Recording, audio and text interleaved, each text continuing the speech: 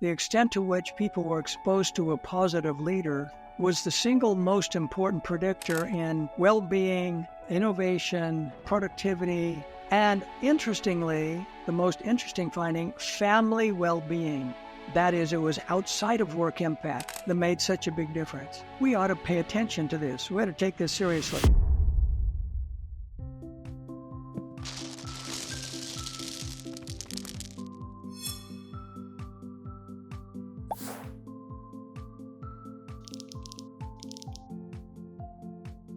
Hello, friends. I'm Ashish Kothari, the CEO of Happiness Squad, and I welcome you to our podcast where we share practical tips to make flourishing your competitive edge and help you achieve stellar performance, powered by well-being, not at its expense.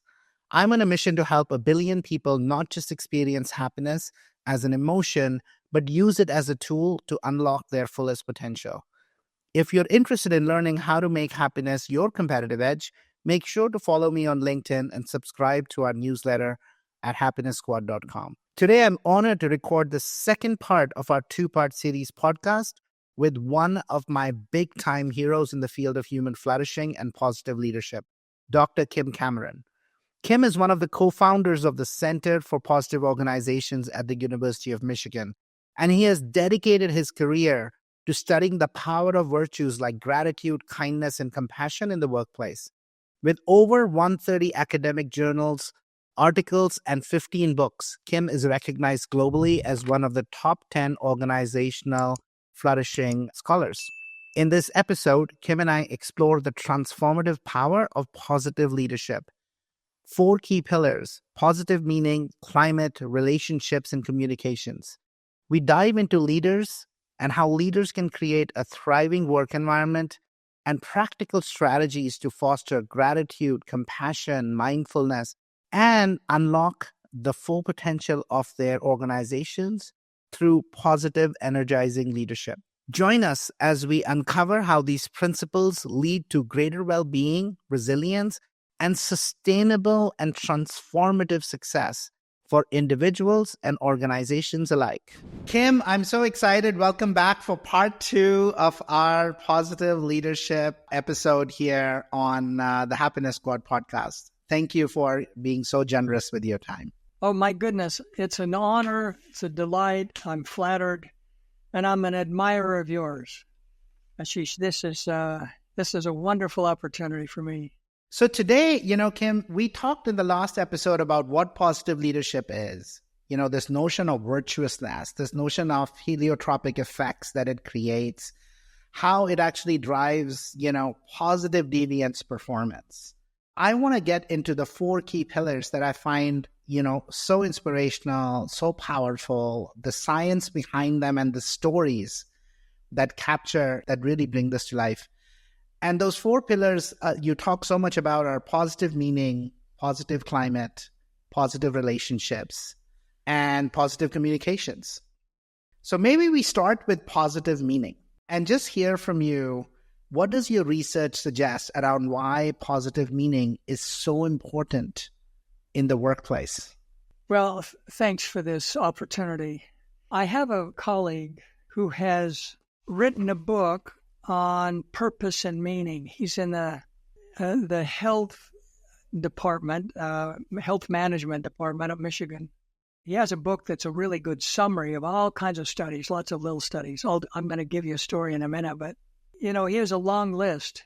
If you have significant meaning in your work, in your life, if there's a profound purpose for which you're engaging, what you're doing, lots of interesting outcomes occur, including life expectancy, fewer diseases, certainly less chronic diseases, more money earned in a lifetime, happier families, more successful marriages, and so on. So all that research is pretty compelling, There's more recent work done with people who have a spiritual foundation, whose life is centered in something profound, spiritually profound. Mm-hmm. And sure enough, they're more generous. Again, they live longer, they live happier lives, they're more fulfilled, and so on. There's all kinds of research about that. The research I like a lot has to do with identifying meaning that is has an impact on other people's lives.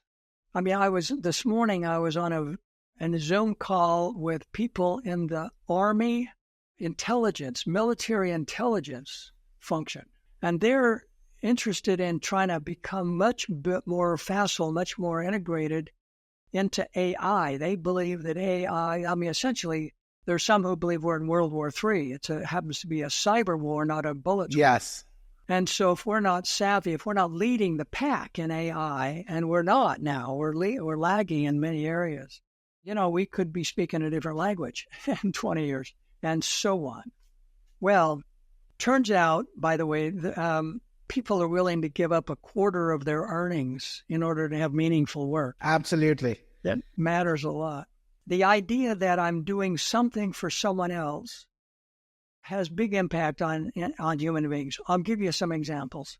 I have a colleague at the University of Michigan, a psychology professor, who took entering freshmen at Michigan. She asked them to identify their goals for the year. Now, everybody has lots of goals, but she categorized the goals into two types. One type was called achievement goals. I want to get good grades. I want a girlfriend. I want to make the team. I want to whatever, be popular. The other kind of goal was called contribution goals.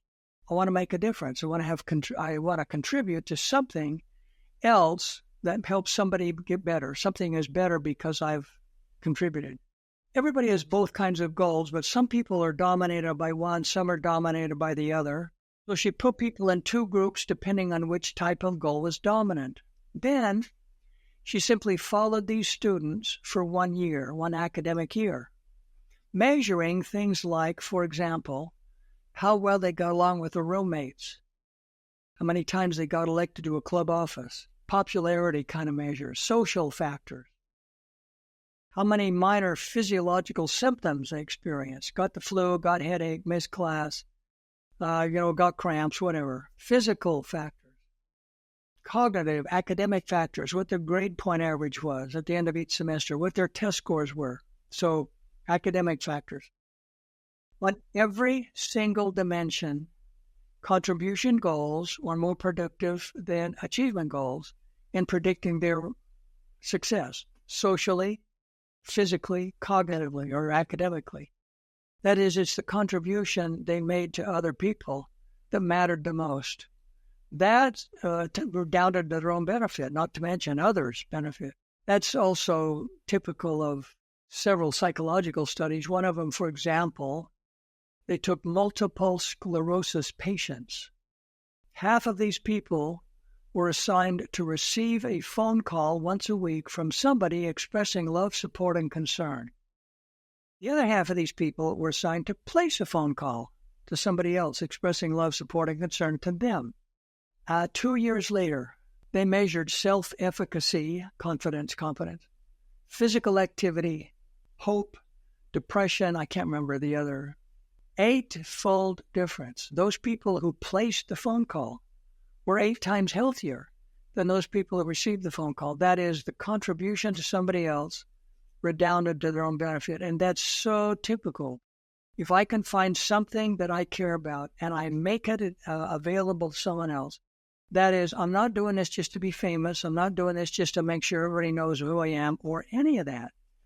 Rather, if I feel like I have a meaning, a purpose, something that will improve humanity, that will improve my children, that will improve my spouse, that will improve my relationship, even on a temporary basis, it has big impact. It pays off, I love those examples, Kim. So much of research that you're talking about, right, highlights the power of when people find meaning, how much better they are in terms of the outcomes they experience, right? So, and it's interesting. So I was doing this research when when we were at McKinsey, when I was at McKinsey, and we find, right, like that when you look at that study, 85-90% of the people at senior leader levels find meaning in what they're doing.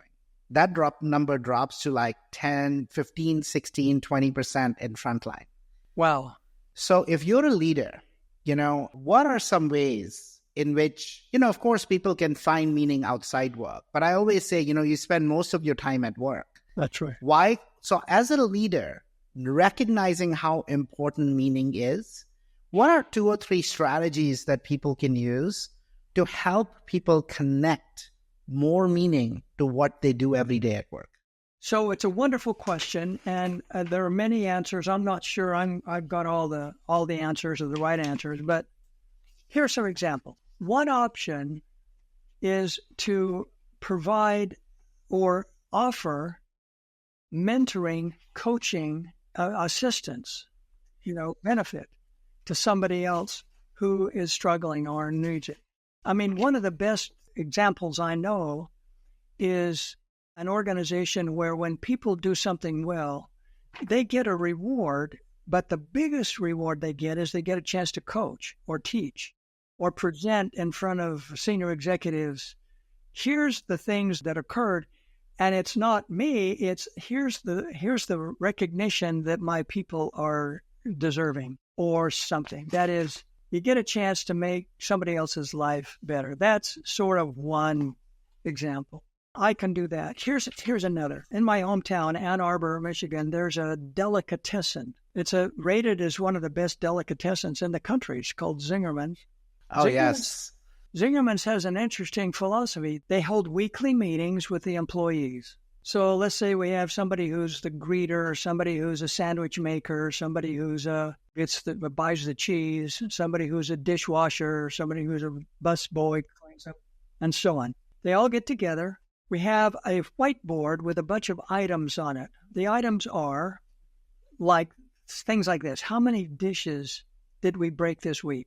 What was the total amount of tips we got this week? How long did it take us from the order to make the sandwich and deliver it to the customer? And so on. So, dishwasher, you're in charge of line 1. How many dishes do we break this week? You report on that. But the most important part of the report is, here's my idea for improving that number next week. How many tips did we get this week? Person greeter responds on that. Here's my idea for surprising and delighting customers just a bit more, increasing tips, and so on. Everybody has a chance to contribute to make the organization, make their colleagues better. I mean, there's a bunch. I love that idea. Wow. Small things. So, not hard. They're not costly. You don't have to buy things to give folks. It's just a matter of saying we can identify ways to contribute. I have a friend he's the founder and CEO of an organization. He learned about some of this. And so he said, we're going to close the company for one day and we're going to have a volunteer day. It's truly a volunteer day. You don't have to come, but we're going to have a connection with Habitat and City Year and Salvation Army and a bunch of organizations. And if you volunteer, we'll have you come and you'll just spend a day helping these various organizations, helping in these various organizations. He didn't, he thought, well, there are a lot of people are going to take this day off and go home or have family time or take a vacation.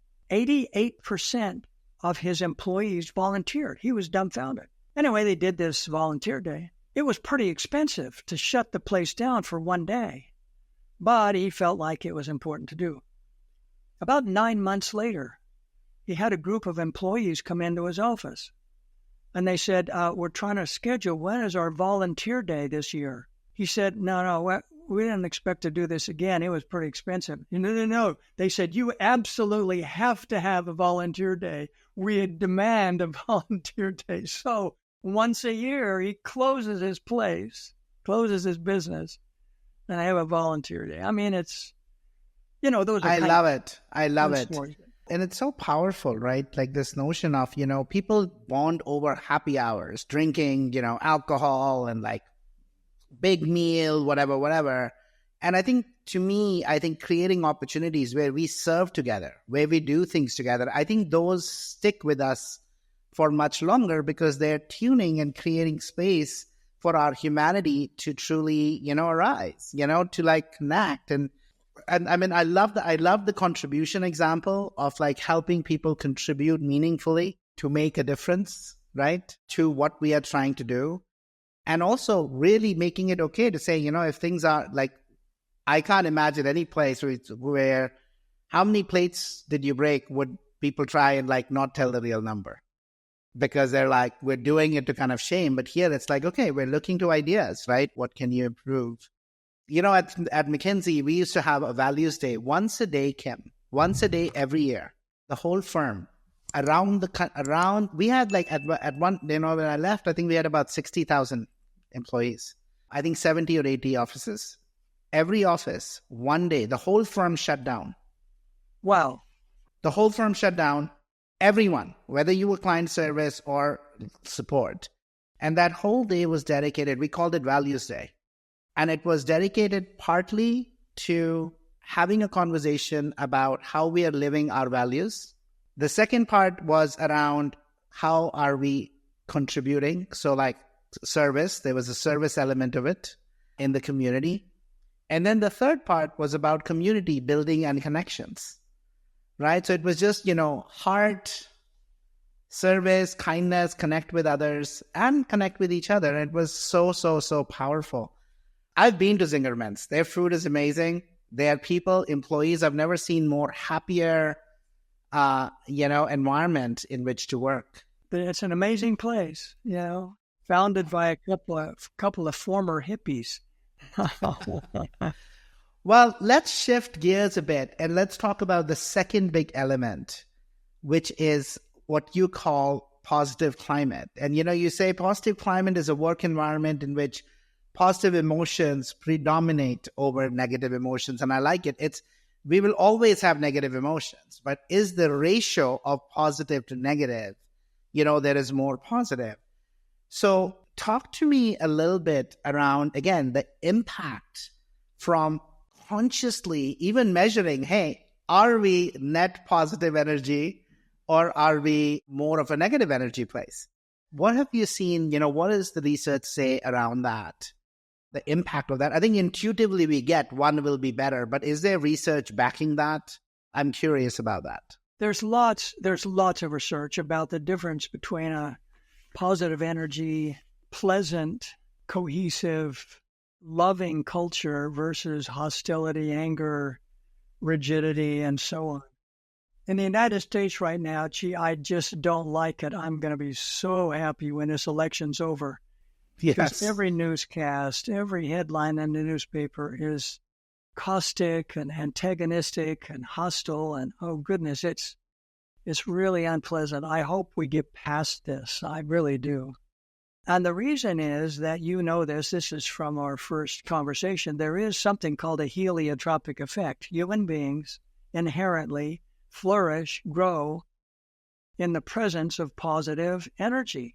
Yes. And positive energy comes from all kinds of things. But for example, virtuousness, the kinds of virtues that we believe represent the best of the human condition, almost always help organizations flourish. For example, I know some organizations where every single employee, including some organizations where there are thousands of employees, every employee is given a notebook or a journal, and they're told, this is your gratitude journal. We want every single person keeping a gratitude journal. What does that mean? That means write down every day 3 things for which you're grateful, or the 3 best things that happened to you today.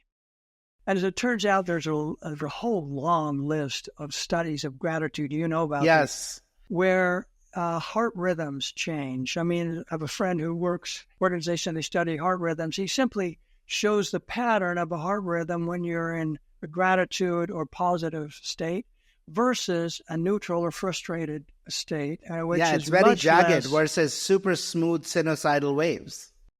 That's true. The result of that is that people live much longer. I mean, that classic study of nuns living in a convent. Yeah, you mentioned that last time around, you know, how they did so much, why they entered and what they were.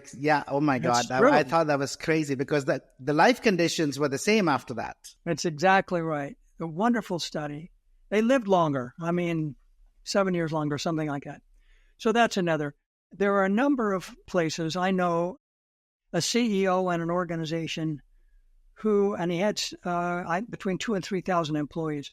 he took over as the CEO after they had just lost $210 million the 2 years before. So he took over and he did a whole bunch of positive 1% practices, one of which was he assigned every employee to positively embarrass somebody every day. What does that mean? That means compliment somebody in front of somebody else who cares.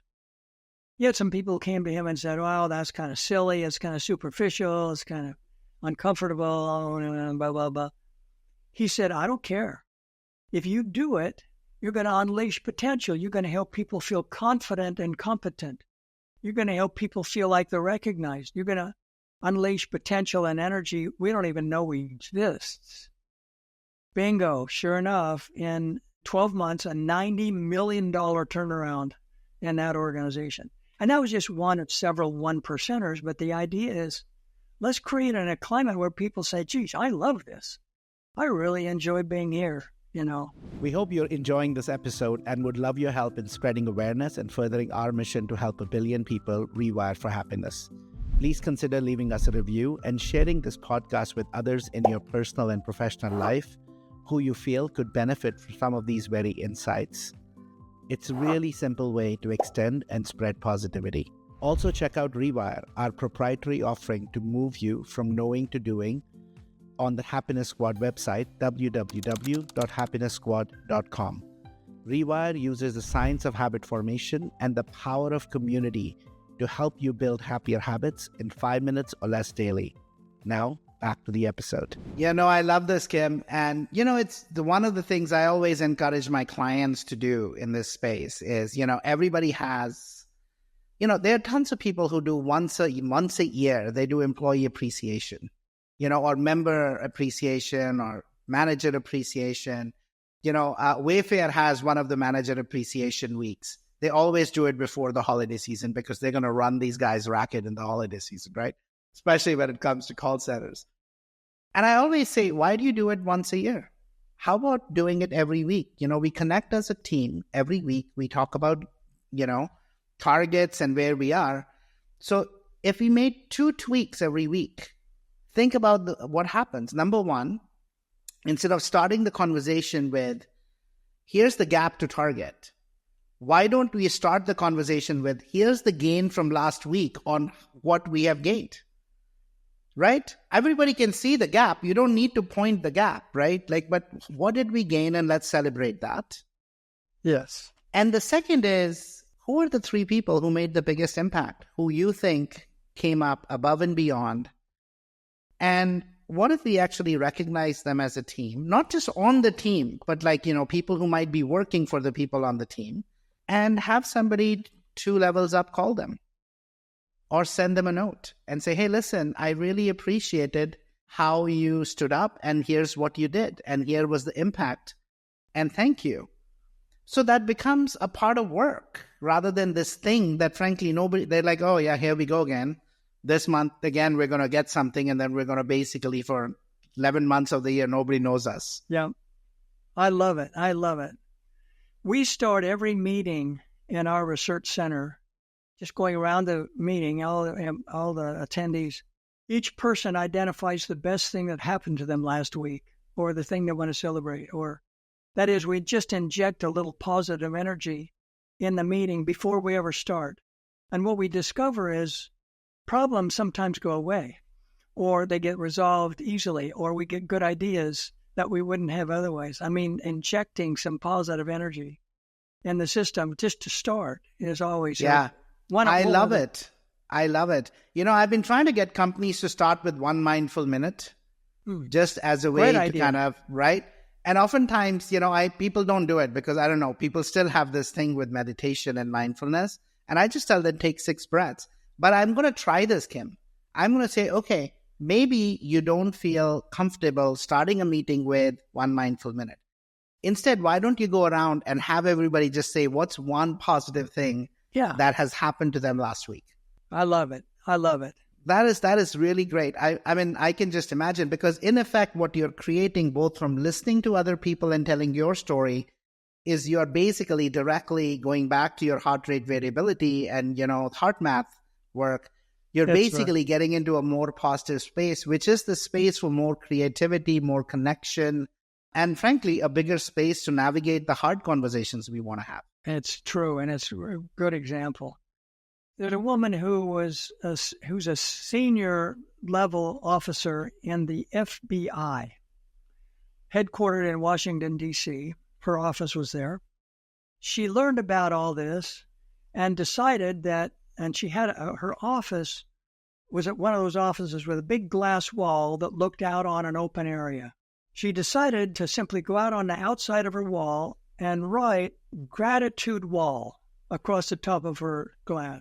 Didn't say anything, didn't announce anything, just wrote gratitude wall. By the end of the day, several people had written things on her wall that were acknowledging somebody or something for which they were grateful. At the end of the week, it was plastered.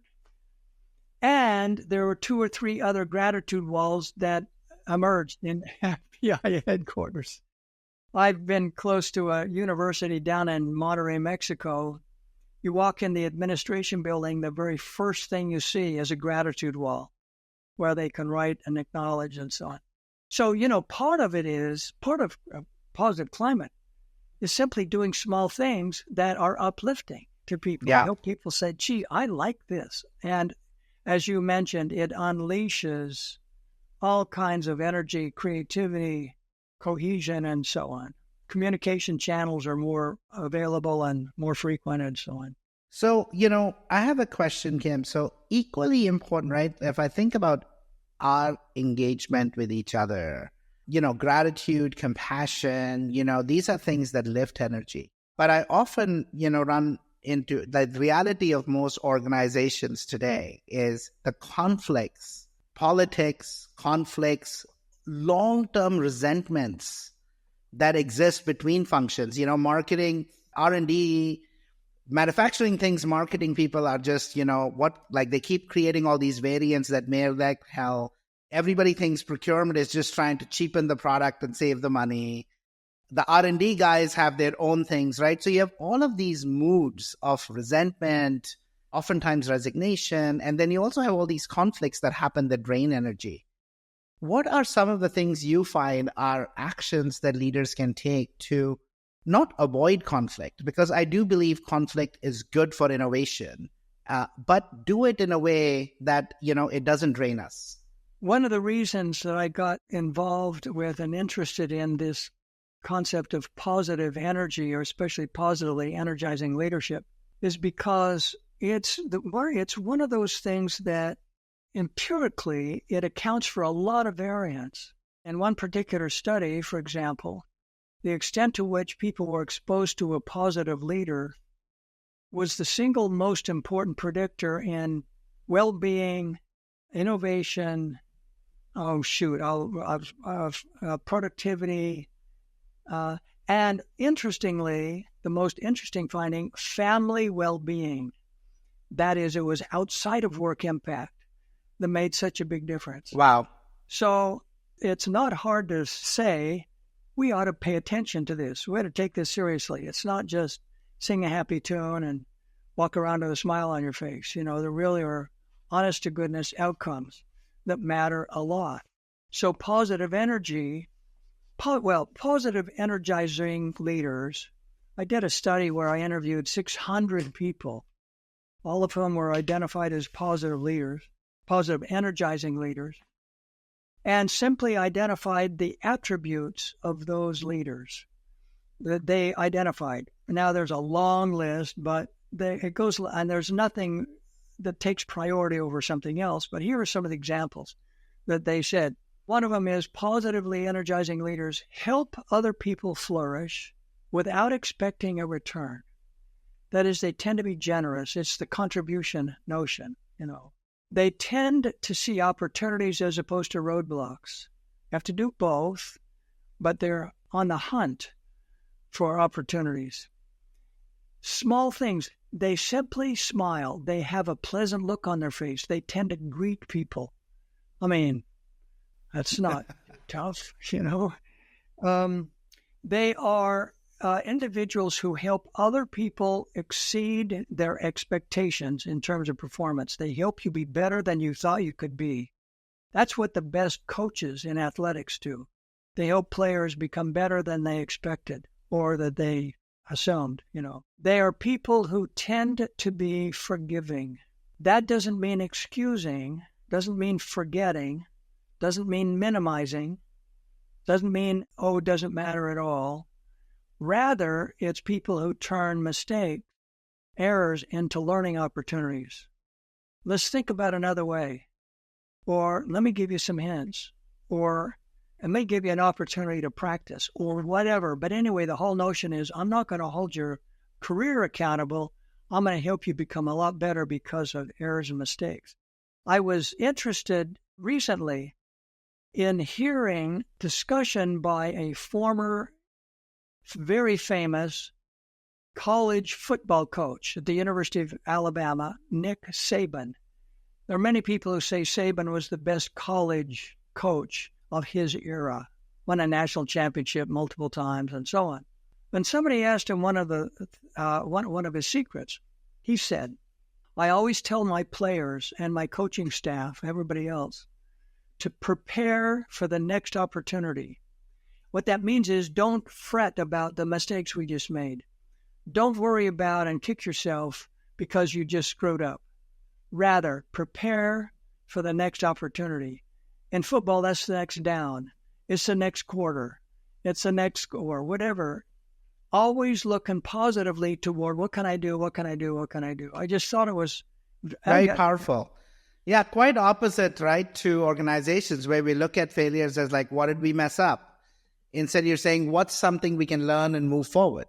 I mean, you're way ahead of the pack in things you're doing, Ashish, and it's laudable, and you need to be congratulated. But one of the things that's helpful is to know that there's a lot of scientific research that confirms this. Not very many books appear on the shelf that say, here's the evidence. If you do this, it pays off. Most of the time it's storytelling and inspirational events, but you've been way ahead of the pack. But having a lot of scientific evidence, empirical data that says, do this, you get what you want. And you get this. Yeah. Yeah. Well, one place where that is even more clear across any place is the power of positive relationships and high quality connections. And I think at the center, you and Jane and so many others have done such an amazing body of work. So share a little bit with our listeners in your own words, right? The power of positive relationships, the positive connections, and how as a leader we can start to harness that potential. I mean, it's unbelievable. It is unbelievable. And you've had Jane talk to you and many others about high quality connections, not to mention longer term relationships. I mean, there's just an overwhelming amount of data that says that human beings, literally at the cellular level and even at the DNA level, your DNA will fire differently in a loving, supportive relationship compared to the opposite. Yeah. And this work by Jane and others is so, in my opinion, so powerful because the difference between a relationship, which we can talk about in a minute, and a, quote, high-quality connection, unquote, simply has to do with duration. For example, I can encounter, in our case, it's a postmistress. She delivers the mail. And if we've been on vacation, she always brings it to the door because it's in a basket of some kind. That 20-second interaction often can be, at least I'm hoping for her, it's like it is for me, is just, it makes your day. It's an uplifting, elevating, wonderful, high-quality connection of 20 seconds. And it happens walking down the aisle in a grocery store, acknowledging somebody. The other day, I was in a grocery store, and there was a father, big, gruff-looking guy with a long beard, and and I thought, gee, I don't want to meet this guy in a dark alley. Now, he had with him probably a year and a half, maybe as old as 2 years old, but not any older than that. This sweet little girl, just trying to learn how to walk, and she was walking by herself, and then it would grab his arm, walking by himself. Anyway, it was this sweetest little thing. I took a picture. I said, hold on. I took a picture. And then I asked him, put your email in my phone, I'll send this to you. I mean, that was just this wonderful little highlight. It was a small connection. Both of us, I think, at least for me, walked away kind of a little, 1 inch higher than we were before. So lots of physiological data, hormonal data, all kinds of stuff we know about. I saw something yesterday. I don't know where it was. It was an interview. He said he's actually done research with couples. A couple who on their way to work will kiss each other for 6 seconds versus those that don't end up living longer. And the question, and not only married longer and so on, but the question is why? And he said it's endorphins. It's your hormonal system. Kissing somebody for 6 seconds unleashes. Who knew? I have no idea how legitimate that is, but John Gottman is his name. Yes.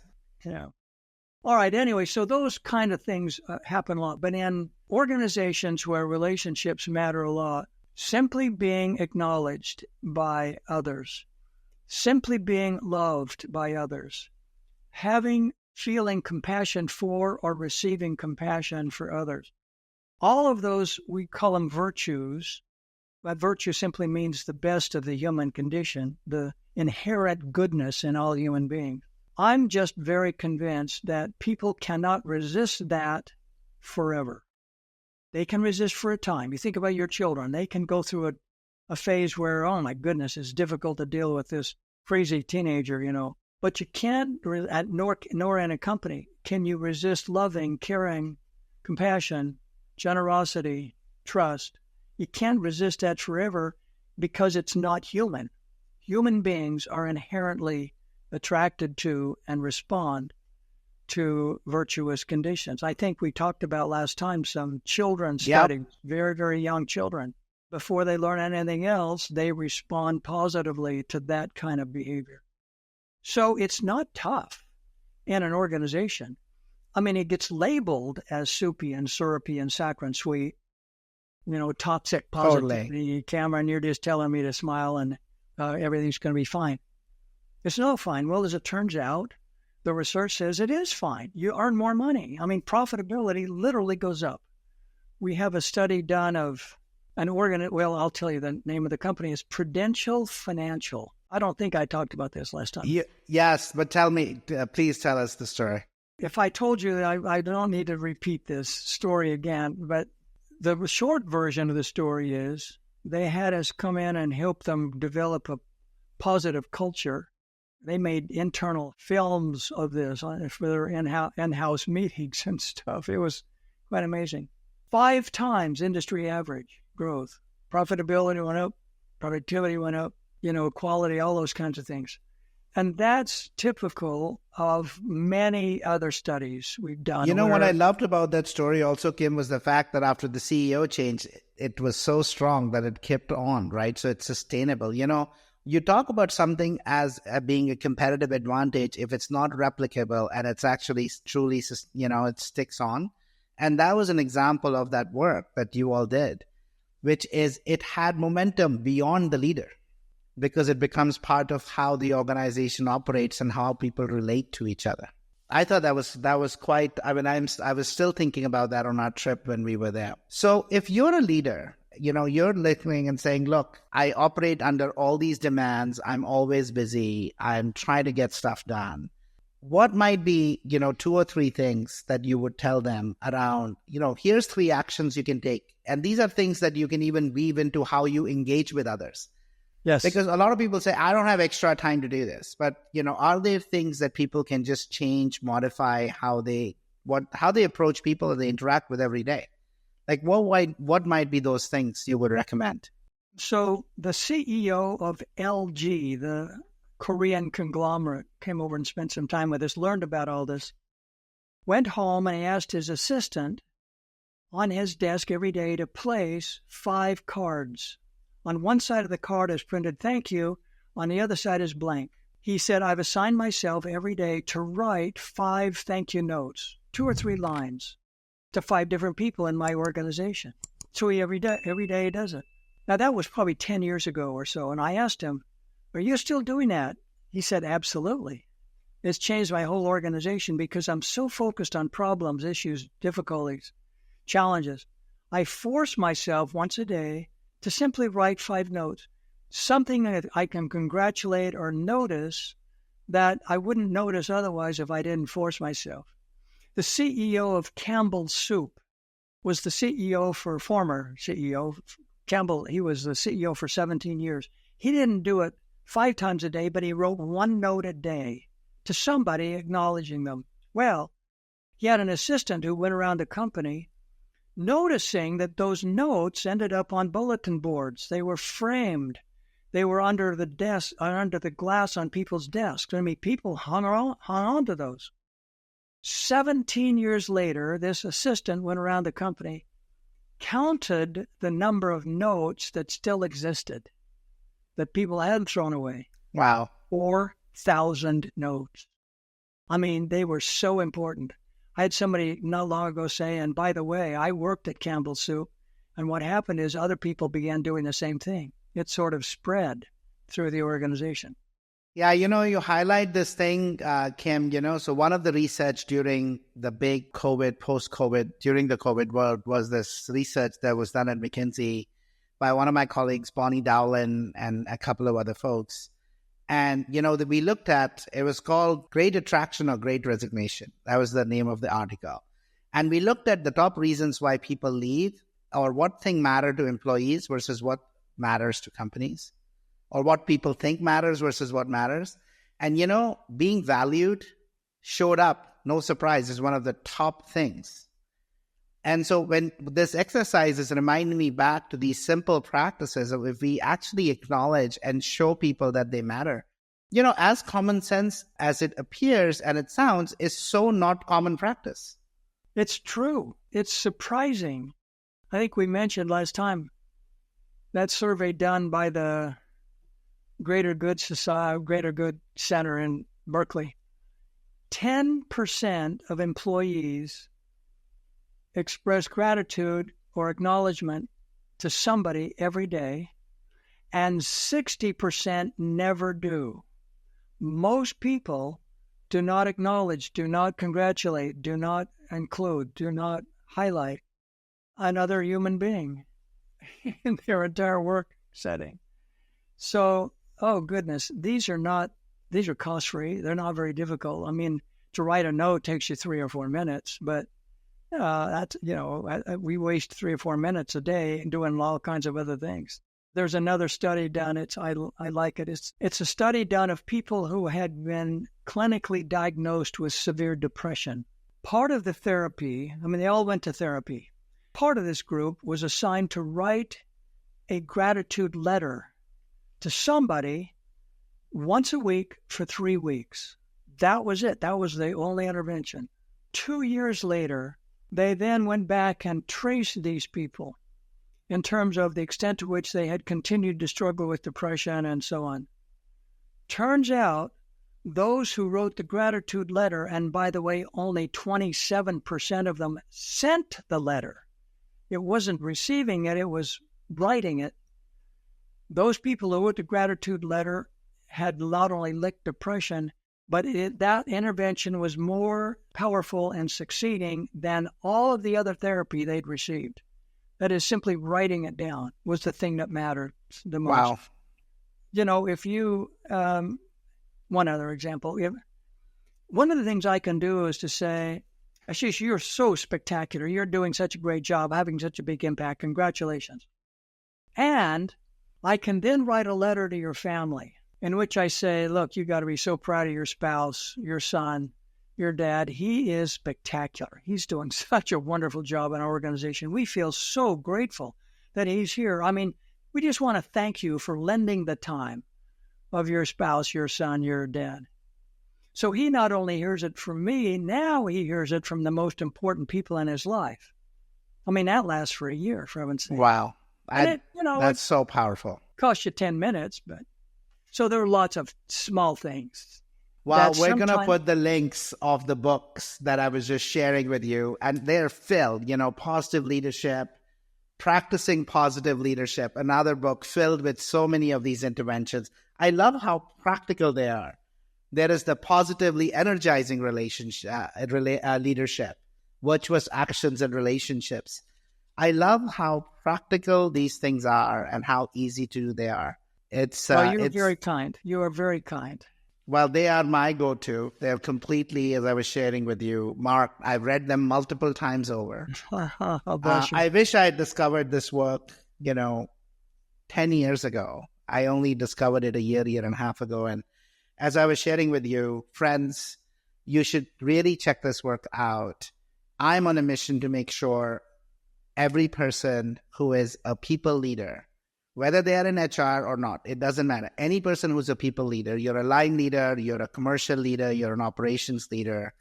I'm on a mission to make sure that everyone actually gets a chance to know about this work and tries. Even if you try one thing, in the next year, you take one idea and you implement it, you will see the positive impact on your organizations, both in terms of how people feel, but more importantly, what together you're able to achieve.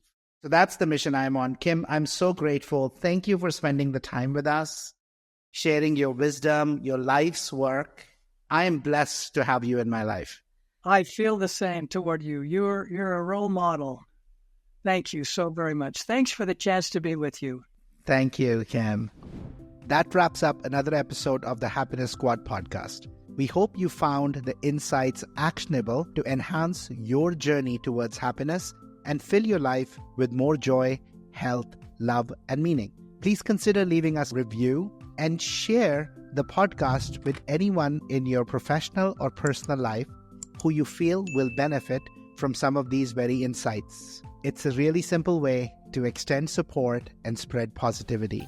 Take care, and remember, happiness is a choice that's available to you moment to moment in the here and now. Take care and see you next week.